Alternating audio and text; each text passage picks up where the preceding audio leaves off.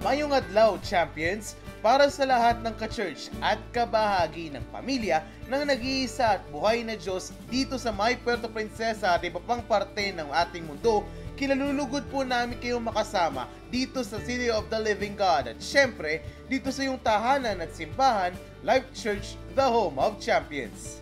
Ang isang linggong masagana ay dulot ng tamang pagsimula at congratulations champions dahil kasama ka namin ngayon sa araw ng pagsamba. Noong nakaraang linggo, hindi lang natin sinelebrate ang araw ng mga puso at tiyan, kundi patuloy din natin natutunan na dapat bigyan natin ng importansya ang tunay na mahalaga. At yan ang pamumuhay ng naaayon sa kalooban ni Kristo. Tama ka dyan, Jonard. Ang buhay sa langit kasama ang Ama ang pinaka-importante sa lahat.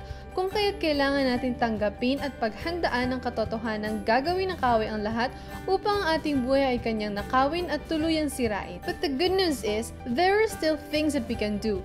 Una, we must come together empty.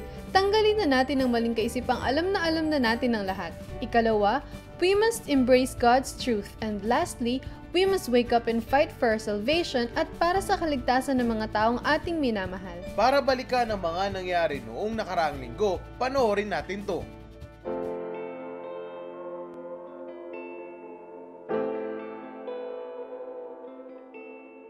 Pag sinabing lawlessness, walang batas, walang sumusunod, walang aral, walang turo. Ang isang pamilya na wala ang batas ng Diyos. Yung tatay, lasinggero, yung nanay, sugarol, yung mga bata, drug addict, yung mga bata, maaga pa lang nabubuntisan, madumi ang bahay, kasi walang turo, walang batas.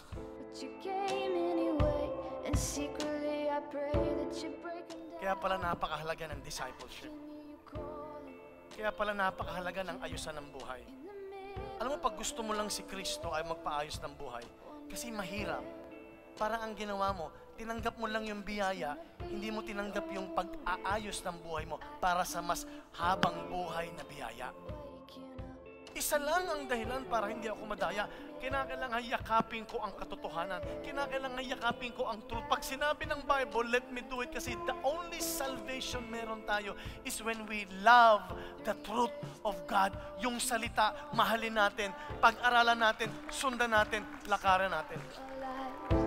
With you by our side.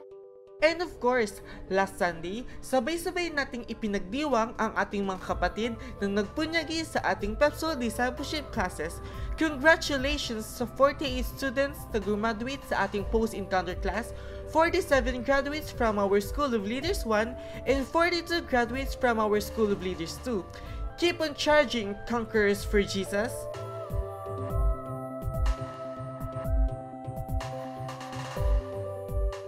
Hangad kong tulong kay Yahweh magmumula sa Diyos na lumikha ng langit at ng lupa.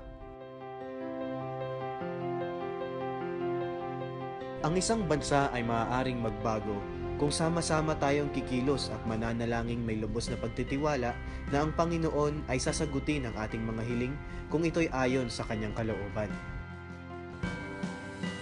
Sabay-sabay nating tayuan ang bawat pangako niya na pwede nating panghawakan para sa pagbabago at pag-unlad natin bilang pamilya at bilang bansa.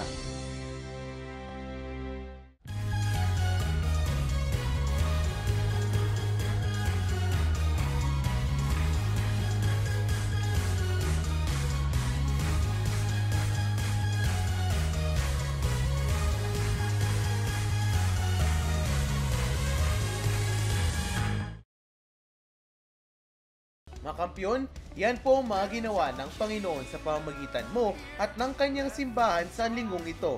Kami po ay nanalangin na sa darating na mga araw at mga events, patuloy namin kayong makasama on the ground and online through our social media pages. Spread the word by adding hashtag LifeChurch Sunday Service to your Sunday Service related posts tulad ng photos at reflections. At ngayon, sama-sama nating ihanda ang ating mga sarili, panulat, notebook at Biblia para sa isa na namang mensaheng hatid sa atin ng ating Panginoon through our speaker. Mga kampyon, ako po si Jerson Flores. At ako naman si Chien May Flores. And I am Jonard Angelo. Let us prepare our storehouses And be ready for God's outpouring, champions.